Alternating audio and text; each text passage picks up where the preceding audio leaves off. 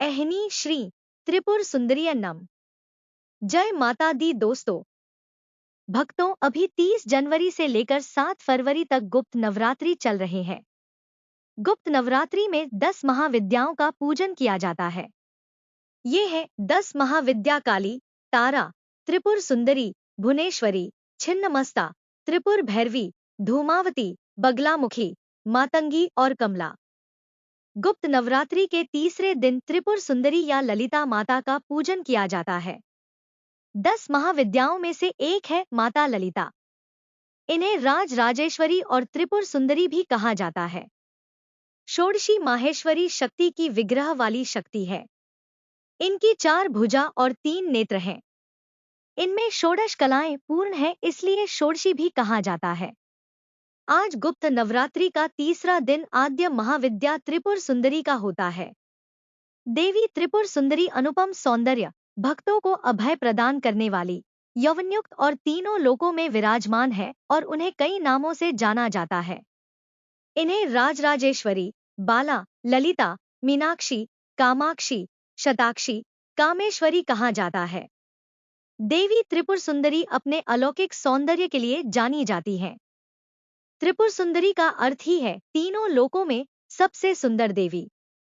देवी भागवत पुराण में माता त्रिपुर सुंदरी के 3 रूप बताए गए हैं।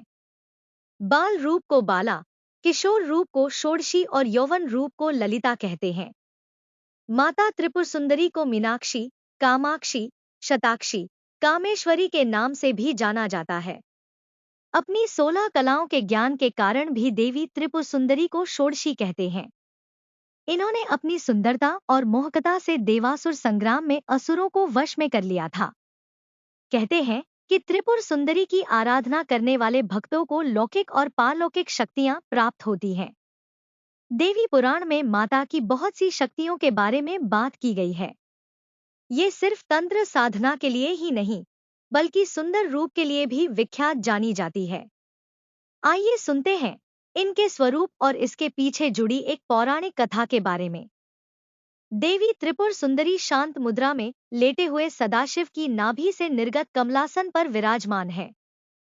चतुर्भुजी भुजाओं में देवी के पाश, अंकुश, धनुष और बाण हैं।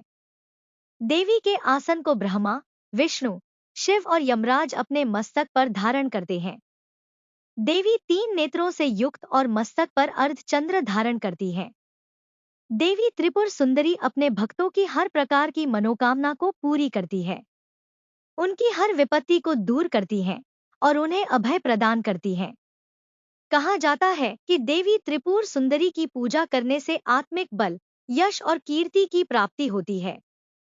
पौराणिक कथाओं के अनुसार देवी त्रिपुर सुंदरी के उत्पत्ति का रहस्य सती वियोग के पश्चात भगवान शिव सर्वदा ध्यान मग्न रहते हुए हैं।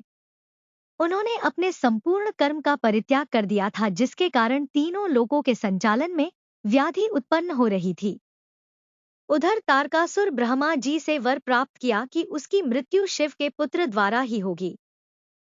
समस्त देवताओं ने भगवान शिव को ध्यान से जगाने के लिए कामदेव और उनकी पत्नी रति देवी को कैलाश भेजा। कामदेव ने कुसुम सर नमक मोहिनी वाण से भगवान शिव पर प्रहार किया।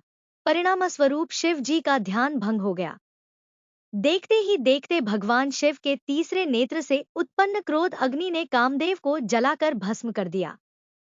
कामदेव की पत्नी रति द्वारा अत्यंत दारुण विलाप करने पर भगवान शिव ने कामदेव को पुनः द्वापर युग में भगवान कृष्ण के पुत्र रूप में जन्म धारण करने का वरदान दिया और वहां से अंतर्ध्यान हो गए। सभी देवताओं और रति के जाने के पश्चात भगवान शिव के एक गण द्वारा कामदेव के भस्म से मूर्ति निर्मित की गई और उस निर्मित मूर्ति से एक पुरुष पैदा हुआ।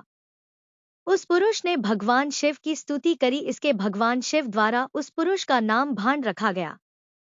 शिव के क्रोध से उत्पन्न होने के कारण भांड तमोगुण संपन्न था और वह धीरे धीरे तीनों लोकों पर भयंकर उत्पात मचाने लगा।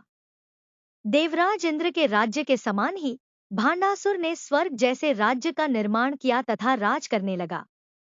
तदनंतर भांडासुर ने स्वर्ग लोक पर आक्रमण कर देवराज इंद्र और स्वर्ग राज्य को चारों ओर से घेर लिया। भयभीत इंद्र नारद मुनि की शरण में गए और इस समस्या के निवारण का उपाय पूछा। देवर्षि नारद ने आद्या शक्ति की यथाविधि अपने रक्त तथा मांस से आराधना करने का परामर्श दिया। देवराज इंद्र ने देवी की आराधना की और देवी ने त्रिपुर सुंदरी स्वरूप से प्रकट हो भांडासुर वध कर देवराज पर कृपा की और समस्त देवताओं को भय मुक्त किया। दोस्तों, अगर आपको ये वीडियो पसंद आई है तो आप इसे लाइक और शेयर करना ना भूलें, और अगर आप इस चैनल पर नए हैं तो आप इस चैनल को सब्सक्राइब अवश्य करें। जय माता दी।